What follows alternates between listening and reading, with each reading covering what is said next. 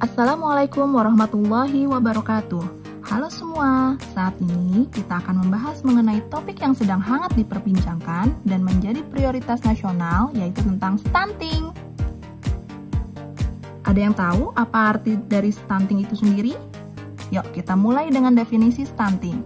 Menurut Kemenkes, stunting adalah suatu kondisi di mana anak mengalami gangguan pertumbuhan sehingga tinggi badan anak tidak sesuai dengan usianya.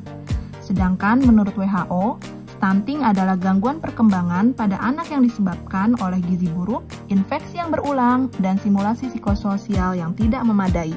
Prevalensinya sendiri, menurut data survei status gizi balita Indonesia pada tahun 2019, angka menunjukkan 27,7% anak mengalami stunting. Berarti dengan kata lain, 1 dari 4 anak balita atau lebih dari 8 juta anak di Indonesia mengalami stunting.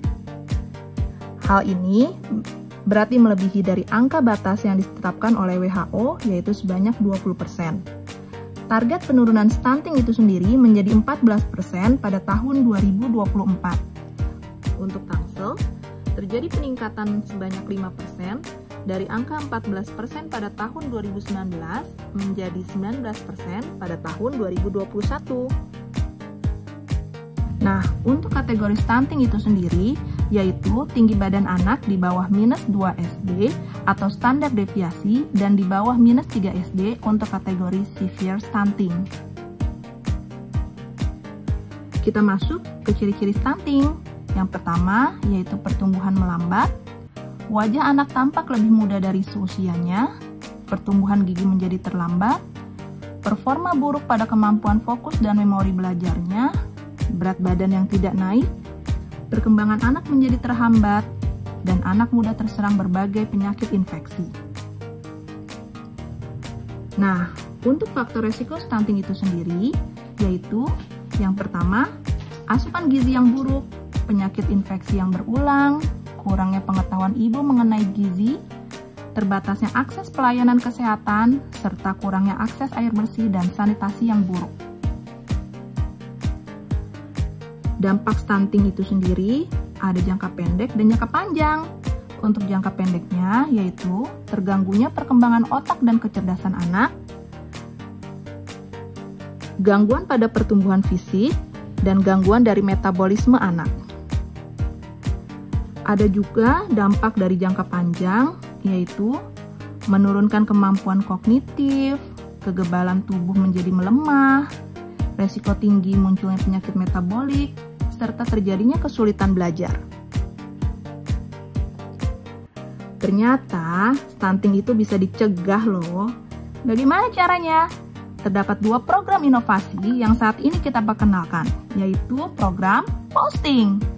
Arti posting yang pertama adalah pos gizi stunting, di mana kita mengadakan pos gizi yang berlokasi di aula kelurahan. Dan di dalam posting ini kita memberikan pengetahuan kepada para orang tua untuk anak yang mengalami stunting mengenai dari arti stunting itu sendiri, penyakit yang berkaitan dengan stunting, juga diajarkan bagaimana cara pola asuh yang baik, serta bagaimana cara mengolah makanan yang bergizi bagi anak-anak kita. Kemudian, inovasi yang kedua adalah posting sebagai singkatan untuk pencegahan stunting, yaitu pantau tumbuh kembang anak, obati penyakit penyerta seperti penyakit TB, penyakit diare, atau penyakit cacingan. Kemudian, gizi kurang dan buruk segera ditangani, segera konsultasikan kepada petugas medis bila ada gejala dari stunting, tingkatkan pengetahuan ibu dan keluarga mengenai stunting dan gizi, imunisasi lengkapi, naikkan angka kunjungan posyandu sebagai tempat screening awal terhadap stunting, serta gerakan semua sektor untuk cegah stunting. Nah, sekarang lebih kenal dan mengerti tentang stunting kan? Karena itu, yuk kita sama-sama mencegah stunting dengan menggaungkan program inovasi posting ini. Dengan posting, cegah stunting agar senyum anak menjadi lebih semeriwing. Salam sehat dan salam posting semuanya. Wassalamualaikum warahmatullahi wabarakatuh.